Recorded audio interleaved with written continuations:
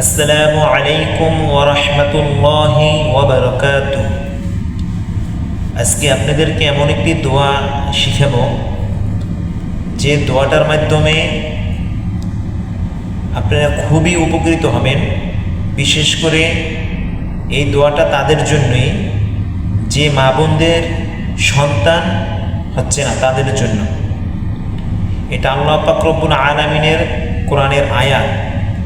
আর এই দোয়ার মাধ্যমেই হযরত ইব্রাহিম আলাইহিস সালাম সেই ৮০ বছর ৯০ বছরের দিকে যে সন্তান লাভ করেছেন, সেই দোয়াটা হয়েছে রব্বি জাআলনি মুকিমাস সালাতি ওয়া মিন যুররিয়্যাতি রব্বানা ওয়া তাকাব্বাল দুআ। আমি দোয়াটি আবার পুনরায় পড়ে শোনাচ্ছি।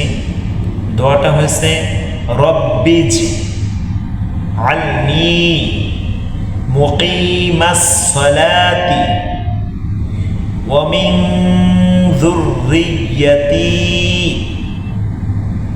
রব্বানা ওয়া তাকাব্বাল দুআ।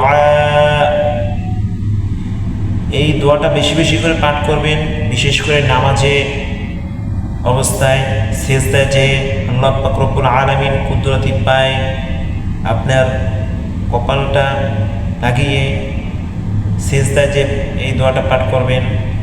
দোয়া যখন করবেন, যখন আল্লাহ পাক রব্বুল আলামিনের কাছে কিছু চাবেন, তখন আপনি এই দোয়াটা পড়বেন। 100% আপনি সন্তান লাভ করবেন, এটা পরীক্ষিত। আরও একটা কার্যকারী দোয়া আছে, এটা পরের ভিডিওতে ইনশাল্লাহ আলোচনা করব। সেটা খুবই কার্যকারী একটা দোয়া।